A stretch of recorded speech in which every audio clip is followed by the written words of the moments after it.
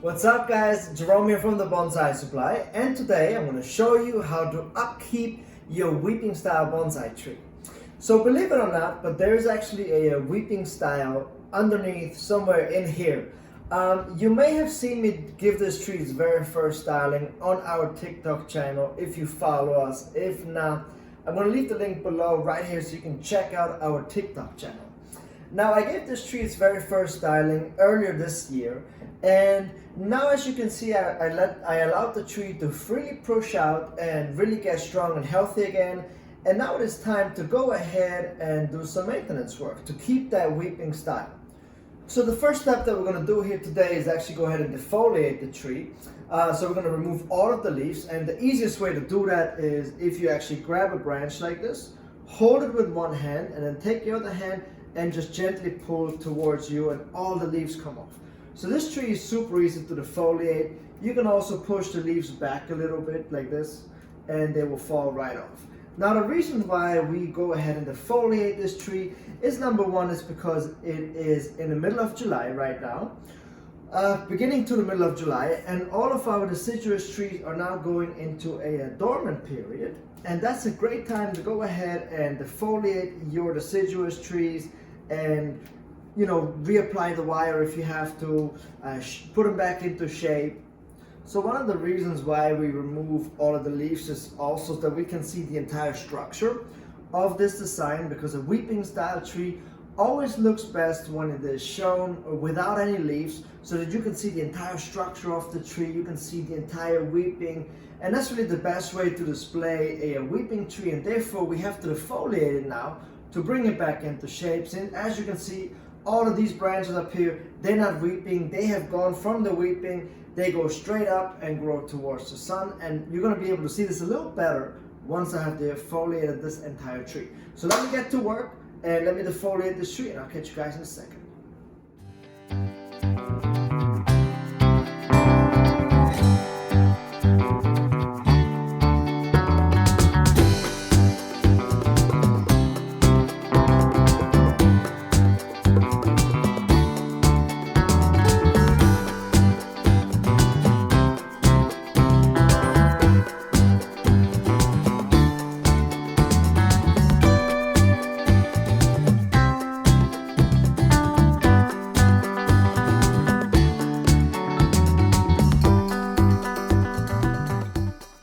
Alright, so now that the tree is defoliated, you can actually see the trunk movement as well as the branch movement and the branch placement. Now as you can see that a lot of the branches are going downward, and then some are going upward from those downward curving branches. Now all the branches that are pointing downward, those have wire, and those I bent down into position on the very first styling. And as you can see, all of these branches here that grow up, these are all new shoots. So as you can see, the defoliation really does work, because if you remove all of these branches that are new, you are left with maybe like 20 branches on the tree. But now after the second defoliation of this year, so it was defoliated one time in once the spring growth hardened and the tree was turned into this, and then it was allowed to push out again, and now this is the second defoliation. So as you can see, from 20 branches, now I went to about 60-65 branches. And that simply happens by defoliating. Now, creating a weeping style tree, the weeping style is much more of a hands-on style versus other styles where you don't have to be as hands-on as this one.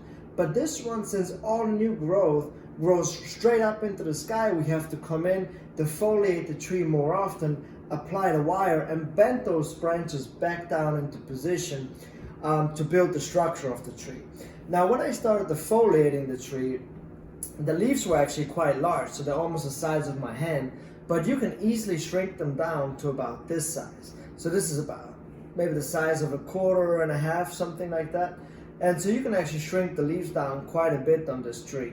But this is further down the road. This is not something that we're going to do in today's next styling, that we're going to work on reducing the leaves. Now we want to work on creating a very dense weeping style tree. And the trees that I find that are best suited for creating weeping style trees are trees that have an elegant trunk movement, that are slender. I find that thicker trunks do not lend themselves to weeping styles as beautifully as like slender, more feminine looking trees that have a lot of movement to it. If you follow up the trunk line, this trunk has so much movement, and it goes from very thick to very thin at the very top. So this was a very well suited tree to use as a weeping style tree. So now the next step that we're going to do here is actually go through the tree and remove all the branches that have thickened up too much. And we're going to see if there's any problem sections, and we're going to fix those immediately before they become an actual problem. Alright, so the first problem branch that I have identified is this one right here. And this is actually this is why we defoliate the tree, to get a better understanding of the tree. This branch that I bent down earlier has thickened up quite nicely and looks nice as a weeping branch. But the branch that's next to it has swelled up quite a bit and is becoming quite dominant. So this is going to be the first branch that we're going to cut right here off at this section. Alright, so another problematic branch that I have found is this one in here and the little one. So this was a branch in here originally that was too thick to bend, and I cut it off, and now the tree shot out a new branch trying to heal this section over. This section is already healing over quite nicely on its own, so I don't need these two branches here anymore, because I have larger branches here on the outside that move the water through this section here. So I really don't need this to heal this over, because these branches will heal this section over. Also, this section here is inside of the tree, so I really don't need these branches, because they will just get shaded out by the sun and then die off eventually anyways. Alright, something else that has happened here, which is actually quite impressive, is that these wires up here have already dug into the tree. Now the tree obviously always grows strongest on the top of the tree, so we have to balance this out, and that's why, as you can see here, these wires have already cut into the tree. So we have to go ahead and remove these wires and then apply fresh wire to bend this section here back into position. So now that I have removed all of the problem branches that have thickened up too much in sections, the branches that have thickened up too much, the reason why I removed them was because they're too thick and I wouldn't be able to bend them without breaking them in half. So therefore, I removed the problem branches that I could identify right away. Now the next step is to go ahead, and especially in this top section here, is to remove all of the wire that has cut into the branches, remove some dead branches in here, and then go ahead and reapply wire from the bottom, working my way up to the top, applying wire and putting these branches back into position. I can see that some of the branches over here have slightly moved position, so we're just going to take this chance to put these branches back into position and then just continue the training like that. So let me get to work and remove the wire and start to work on reshaping this tree.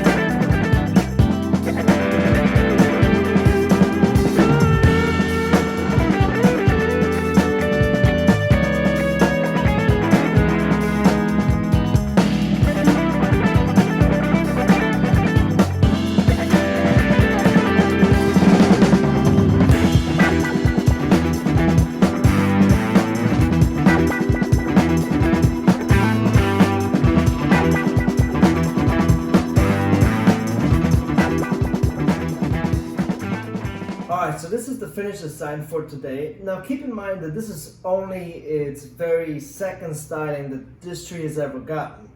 I think it looks great. It is very full right now. That's exactly what I had in mind. I changed the angle by putting a wire spool on over here on the side. As I was working on the tree, I kind of figured that something that could add to the design down the line in the future, maybe next spring when I go ahead and repot this tree. So since this is a deciduous tree, I wait until the springtime to go ahead and repot this tree. And I'm thinking of maybe potting it onto a rock and then have it weep down at an angle. And all of the branches here, I put a little bit of movement at the very bottom here in these bottom branches here, just kind of to make it look like there's a slight breeze with these branches down here. I like that right now. I don't know if I'm going to keep that in the design, but for right now I thought it would be kind of fun to have something a little added in this display. So as you can see, creating a weeping style is not all that difficult, but maintaining it is a whole different story, because as you saw, all the new growth comes out and then goes up towards the sky. And so you have to keep grabbing these branches, applying wire and bringing them down, which is very time consuming, and as well you have to wire a lot, so you really have to love the wire to create this weeping style tree. Please let me know what you guys think of my new weeping style American elm.